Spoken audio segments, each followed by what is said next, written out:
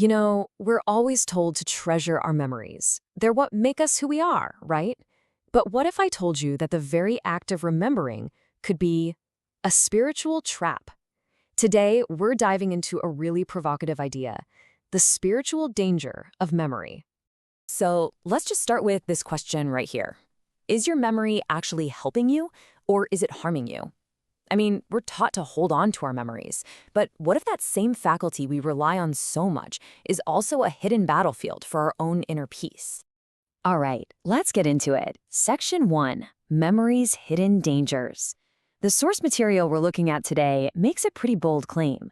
It argues that our own minds, and specifically our memories, can become the #1 obstacle to our spiritual tranquility and freedom. So, the core idea here is that your memory isn't just some passive photo album in your head.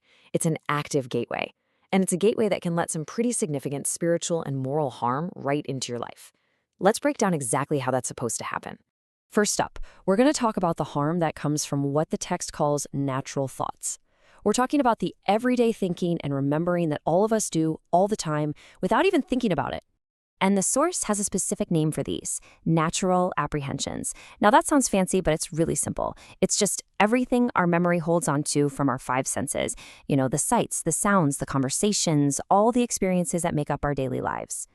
And here's where it gets interesting. According to this text, these ordinary everyday memories open the door to 2 specific kinds of harm. First, they can be used as tools by what the source calls the devil to stir up stuff like pride or anger. And second, and this might sound a little more familiar to us today, just replaying these memories over and over can totally wreck our inner peace and make it feel impossible to get a handle on our emotions. This quote really gets to the heart of the logic. The argument is that this negative influence isn't some kind of external magic. It actually works through our own natural mind. When we dwell on our memories, we're basically handing it ammunition. But if the memory is, as the text says, annihilated, which really just means if we detach from these thoughts, that influence becomes powerless.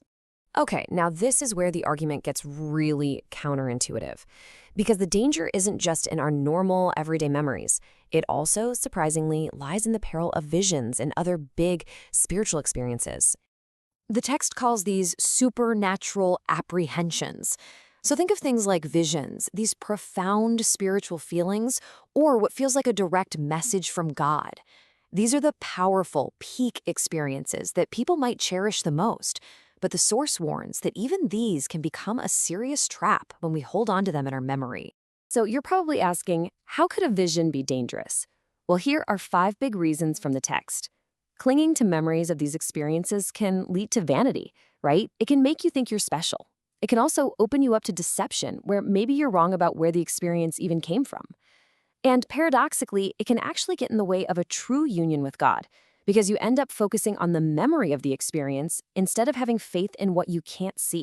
So, if our normal memories and our profound spiritual ones are both potential traps, what's the answer?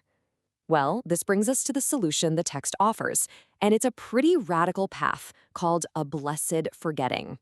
It really comes down to this one crucial question. If the constant churn of our own memory is the trap, then what in the world is the way out? The answer is 2 simple but incredibly powerful words. Blessed oblivion. Now, this is a really important point. The text is not talking about amnesia. It's not about literally losing your memory. This oblivion is a conscious choice, a willed act. It's a spiritual practice of intentionally emptying your mind of all the things you can grasp, all your thoughts, images, and ideas.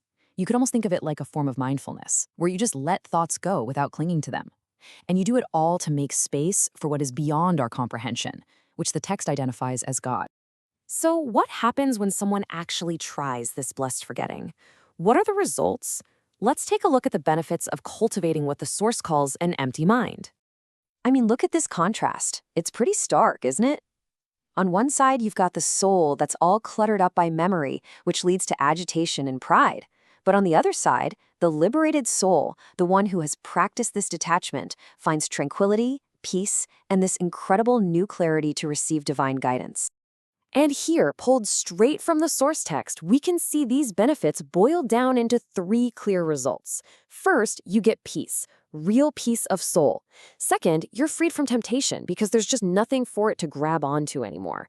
And third, your soul becomes quiet enough to actually be moved and guided by a higher wisdom. This quote really just sums the whole thing up perfectly. The entire practice is an exchange. You're letting go of the constantly changing, understandable things in your own mind, the mutable and comprehensible, to make room for the unchanging and transcendent, the immutable and incomprehensible. And that leaves us with one last thought to take away from all this. I mean, our culture is absolutely obsessed with memory, right? Documenting everything, never forgetting. So what does it really mean? And what kind of power could we find if we decided to swim against that current and choose, in some deep way, to forget?